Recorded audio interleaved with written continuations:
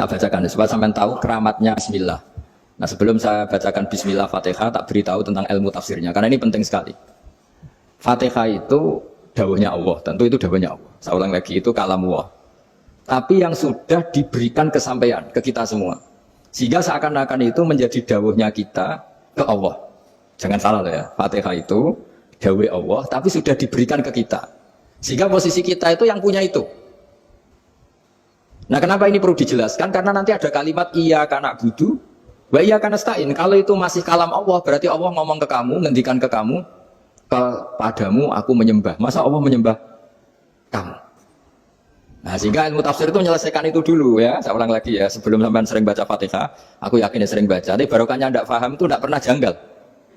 Enggak paham itu ya penting supaya tidak iskal, tidak janggal. Sebetulnya di kalimat itu ada yang janggal. Kalau Fatihah itu kalimatnya Allah atau kalam Allah, bagaimana dengan kata-kata iyyaka na'budu? Masa Allah ngendikan ke kita, kepadamu kami menyembah. Masa Allah menyembah kita? Maka penyelesaiannya secara ilmu tafsir gimana? Semua ulama mengatakan, bukan satu dua, semuanya mengatakan di Fatihah itu semuanya diberi kawalan kalimat. Saya ulang lagi ya, di Fatihah itu semuanya diberi awalan kalimat qulu, katakan wahai hambaku begini. Ya, katakan wahai hambaku begini. Nah, begini ini pelajaran dari Allah yang sudah diberikan ke kita. Terus kita mengatakan bismillahirrahmanirrahim, alhamdulillahirabbil, termasuk kita mengatakan iyyaka na'budu wa iyyaka nasta'in. Jangan bayangkan Allah ngendikan ke kita. Kalau Allah ngendikan kita berarti gini, hei wahyu ihdinas siratal mustaqim, tunjukkan saya jalan yang benar. Nah, nanti kamu terus, ya Allah, Anda aja minta pertolongan saya minta tolong siapa kan, jadi panjang kan. Ya, saya ulang lagi ya. Jadi itu di Ulumul Quran diterangkan gimana? Sebelum baca Fatihah, ya. Fatihah itu kalamullah, ngendikannya Allah, tapi yang sudah diajarkan ke kita dan sudah milik kita. Sehingga kalimat itu menjadi milik kita. Tapi ya kalamullah, tetap kalamullah, tapi sudah menjadi milik kita. Sudah paham ya? Ya pinter namanya. Ya, karena kalau tanpa penjelasan seperti ini, Anda akan iskal. Bagaimana Allah iskal itu janggal? Bagaimana Allah mengatakan iya anak butuh? Kan jadi aneh ya? Ya, jadi tak jelaskan secara ilmiah ya. Jadi kata ulama-ulama tafsir, ayat-ayat Quran seperti ini sebetulnya dimulai dari qulu, apa? Meskipun nggak dilafatkan. Itu kan sama dengan qul huwallahu ahad Muhammad, katakan kalau Tuhan itu satu. Ya, namanya Quran itu kan kalam Allah, membina nabinya, membina umatnya. Makanya dikatakan atau enggak, di sini tersembunyi kata qulu, katakan. Ya, jadi ya ibarat apa itu? Kamu ngajari anak kamu lah, panggil jenengan bapak kula. Itu maksudnya anak kalimat itu kalimat kamu, tapi kamu ajarkan ke anak kamu. Terus anak kamu bilang, Pak jenengan bapak kula. Nah, ketika kamu mengatakan jenengan itu bukan kamu mengatakan jenengan anakku, berarti anakmu itu bapakmu kan penguju kan? Anak kamu ajari jenengan bapak kula. Kamu engkau bapak saya. Terus anak kamu mengulang jenengan atau kamu bapak saya. Berarti itu kalimat yang kamu ajarkan, tapi sekarang sudah milik anak kamu. Kalau itu kalimat kamu kan lucu, masa anak kamu bilang bapak. Nah itu seperti itu. Jadi ulama memberi solusi atau jawaban iyyaka na'budu wa iyyaka, itu sebelumnya ada kata-kata qulu, katakan wahai hambaku, hubungan kamu dengan saya adalah katakan iyyaka na'budu wa iyyaka nasta'in. Terus hubungan kamu dengan saya katakan juga dalam doamu ihdinas siratal mustaqim. Jelas ya, jadi itu kalam Allah yang sudah milik kita karena diajarkan Allah untuk kita. Dong ya? Ya dong ya, gak jelas ya. Tapi bagus, gak jelas itu bagus. Kalau kamu jelas gak jadi dikrem, jadi gubernur. Min azimi fadliha kasratu aswa'iha fadlil ukhra. Ini cerita dramatisnya surat Al-Fatihah. Qala Abu Hurairah radhiyallahu anhu inna iblisa ranna khina unsitat Al-Fatihah. Jadi iblis itu begitu kesakitan. Ini kitab Abwaabul Farad karangannya Syekh Muhammad Alawi, juga kutipan dari beberapa kitab. Yang jelas beliau sendiri juga ngutip dari beberapa riwayat di beberapa hadis. Halaman 1, 2, 3.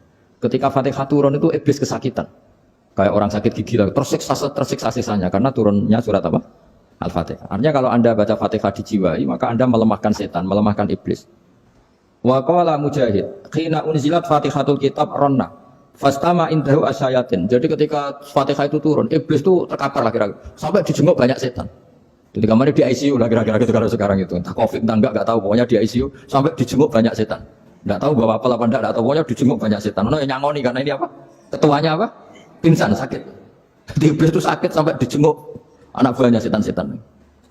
Ya, semoga kalian semua tidak kenal setan. Kalau kenal berarti teman, apa?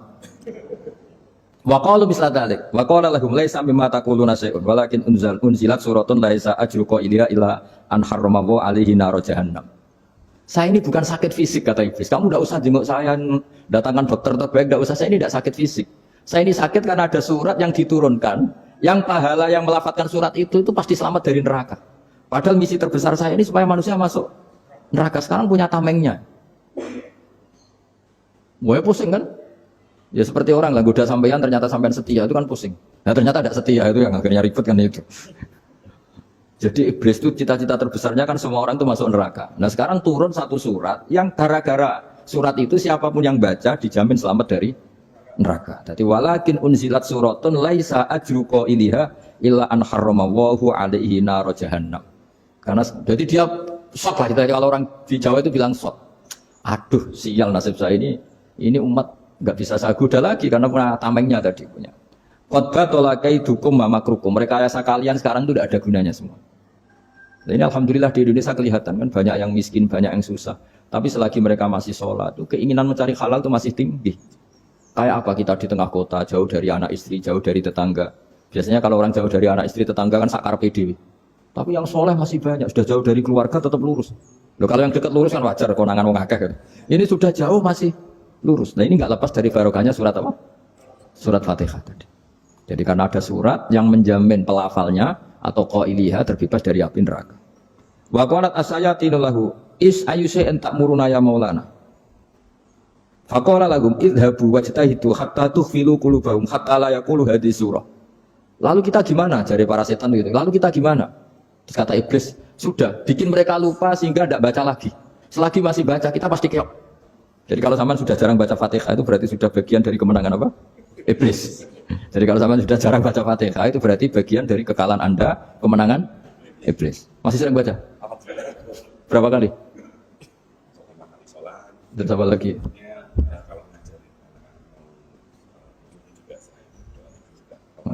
Kok 5 kali tok?